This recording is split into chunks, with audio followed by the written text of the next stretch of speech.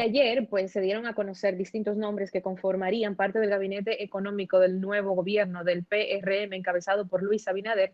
Y sobre estos nombramientos, sobre los nombramientos del equipo económico, incluyendo la confirmación del señor Héctor Valdés Albizu frente al Banco Central, así como también conversaremos sobre la visión del momento económico en que nos encontramos actualmente y con lo que va a tener que lidiar el presidente electo Luis Abinader. Estos temas y muchos más vamos a tratarlos ampliamente con el economista Rafael Jovine, oficial de programa e investigador de Oxfam, República Dominicana. Qué bueno recibirte nuevamente, Rafael. Bienvenido a Esto No Tiene Nombre.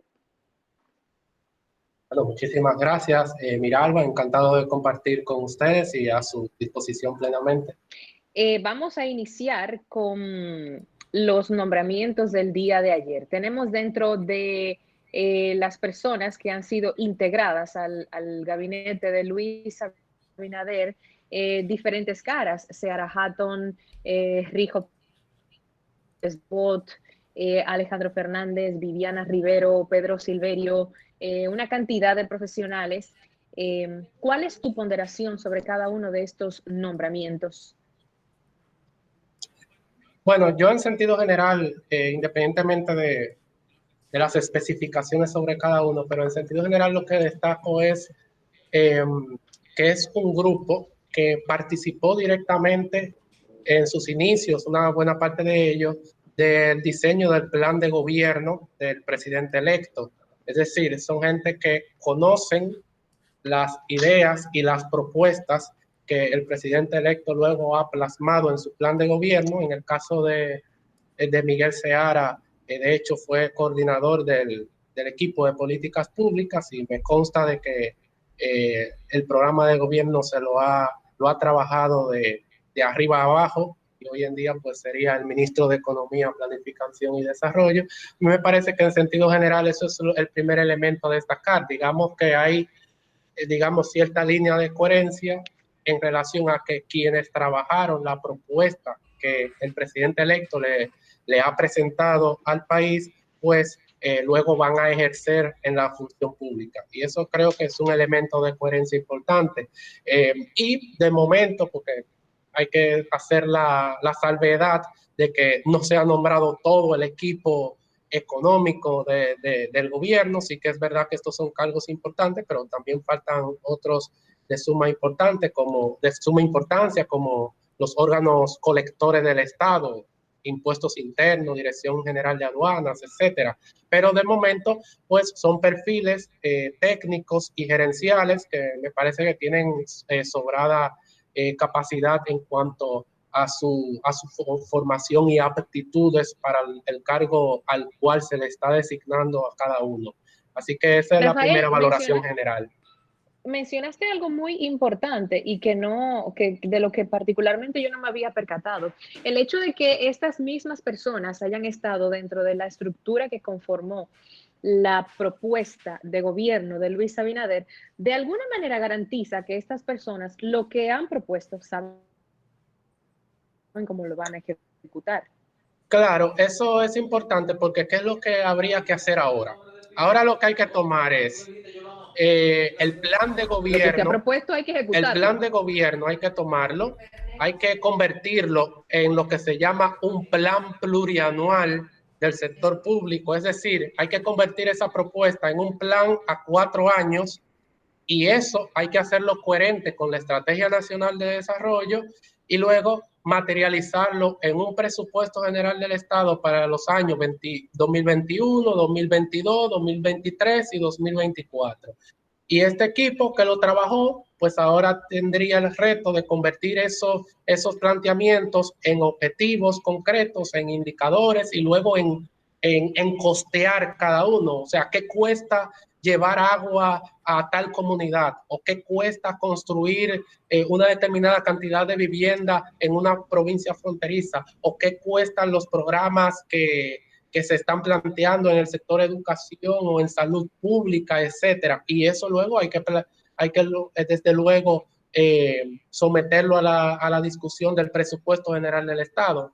En sentido general, el hecho de que ese mismo equipo haya trabajado el plan de gobierno da la sensación de que hay una coherencia, una línea de mantenimiento de determinados compromisos. Bueno, damos la bienvenida a nuestro compañero José Enrique Pintor, que está incorporado ya. Bienvenido, señor Pintor, ¿cómo está usted? Muy bien, muy buenas tardes. Un saludo muy cordial a todos los oyentes. También un saludo muy cordial a Rafael. ¿Qué tal? ¿Cómo estamos? Muy bien, muy bien.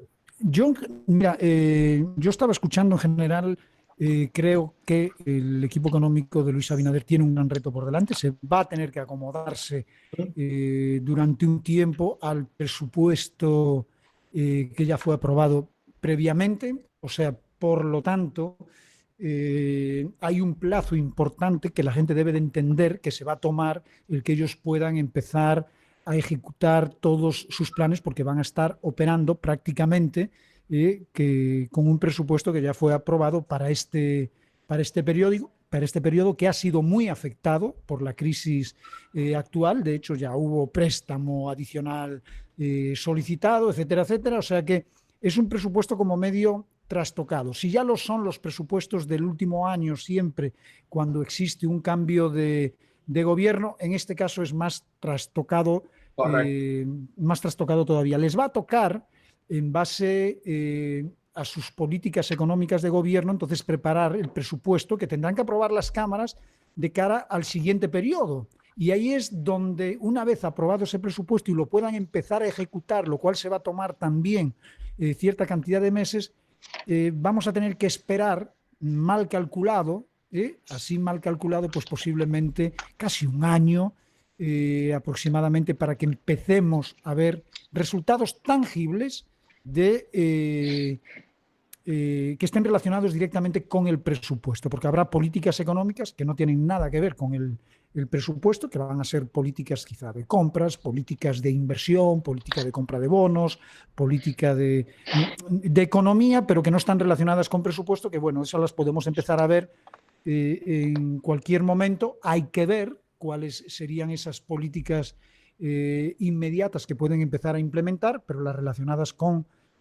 presupuestos y todo eso, pues, lamentablemente nos va a tomar, y la gente lo tiene que entender, nos va a tomar aproximadamente un año. De entrada, terminar este periodo con el dinero que les queda, luego que preparen el siguiente y que puedan empezar a ejecutarlo.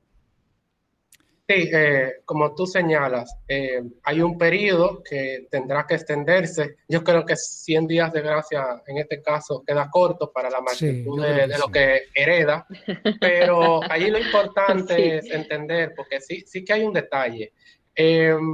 Se aprobó un presupuesto, entre comillas, complementario, que es el que el Senado aprobó en 18 minutos sin leer y toda esa cuestión en aquel momento. Pero ¿qué es lo que sucede?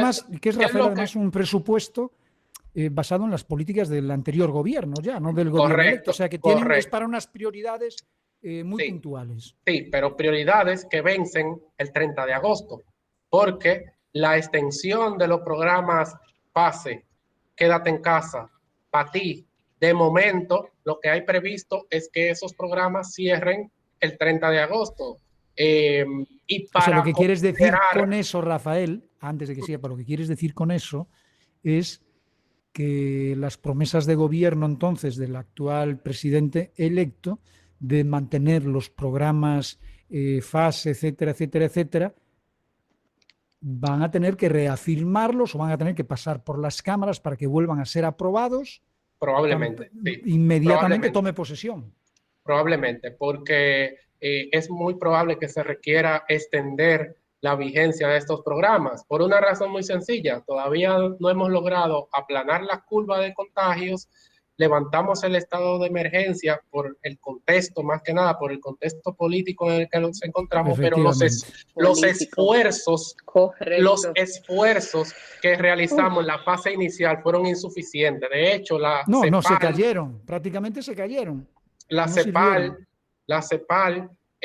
ha sacado un nuevo panorama fiscal del año 2020 y sitúa que República Dominicana es el segundo país que menos esfuerzo fiscal ha realizado en la fase de inicio de la pandemia, solo superado por Haití. ¿Qué quiere decir eso? Que mientras otros países estaban aplicando políticas que requerían de mayor inversión en la gente, en las personas, hasta un 3, un 4% del PIB. República Dominicana estaba por debajo de un 1% del PIB. ¿Y eso qué significa? Que le llegó menos recursos a la gente para poder combatir la pandemia, y la mayoría no se quedó en casa, porque no tenía condiciones para ello. Entonces tenemos una situación en la cual la crisis sanitaria se ha venido agravando con un sistema de salud que nunca ha podido dar abasto lo suficiente, y con programas de protección social que no tuvieron el alcance necesario. Entonces, al final se ha levantado el estado de emergencia como tal, pero la emergencia sanitaria todavía continúa. En ese escenario, y teniendo en cuenta que solo se previeron recursos hasta el 30 de agosto, porque la administración saliente... Y recursos, como dices, insuficientes. O sea, insuficientes y prestados. Entonces, como solamente se tiene planteado hasta el 30 de agosto, lo que habría que considerar seriamente es la posibilidad de una nueva modificación al presupuesto. Esto para incluir más recursos, para garantizar que la nueva administración pues pueda extender los programas hasta diciembre o hasta inicio de año, porque enero también es un mes bastante complejo. ¿Y qué es lo que se requeriría? Bueno, entiendo que el discurso de lo que se ha planteado el presidente electo y su equipo económico, que lo ha reiterado, pues va en la dirección primero de hacer una reorientación del gasto público, que tiene que ver con corregir las situaciones que hubiésemos esperado que en el presupuesto denominado complementario se corrigieran, es decir, los dispendios en el gasto público, lo que tiene que ver con deudas, reconocimiento de deudas poco transparentes que están en instituciones como obras públicas, o lo que tiene que ver directamente con las partidas de uso discrecional de un conjunto de instituciones públicas descentralizadas adscritas a agricultura, como INESPRE, por ejemplo, o adscritas al Ministerio Administrativo de la Presidencia, etcétera. Hay un conjunto de gastos que habría que considerar una reducción parcial para que, si eventualmente hay que recurrir a un nuevo endeudamiento, sea lo menos posible y se pueda paliar con los recursos internos que tenemos. Y eso entiendo que está en el plan de la nueva administración, y habría que darle tiempo a ver cómo se va ejecutando parcialmente. Si piden menos recursos y partimos de la idea de que la distribución de los que se quisieron utilizar anteriormente no fueron suficientes, en este caso va a ser peor todavía. O sea, vamos a pedir menos recursos. Si se deja todo igual, estamos mal porque fueron insuficientes. Y si piden menos, vamos a estar peor. Eso definitivamente. Depende cómo hagas el ajuste en el gasto público. Cuando hablo de ajuste en el gasto público, no me refiero ni a achicar el Estado ni a reducir su tamaño, sino más bien buscar recursos en lo que ya se está gastando para reorientar. Necesitamos entre 8,000 y 9,000 millones de pesos mensuales solamente para el programa Quédate en Casa. Bueno, pues vamos a ver de dónde se puede sacar, por ejemplo, del Ministerio Administrativo de la Presidencia, o del Ministerio de Obras Públicas con lo que tiene previsto para este año, o de otras entidades a nivel descentralizado que duplican funciones, que son más de 50. Vamos a ver qué se puede gradualmente ir reduciendo, porque en el corto plazo evidentemente que hay que ponderar, y eso depende de quién se siente en el Ministerio de Hacienda y también en el Ministerio de Administración Pública, que muchas veces se deja de un lado, pero que es muy importante para entender cuál es la dinámica del Estado.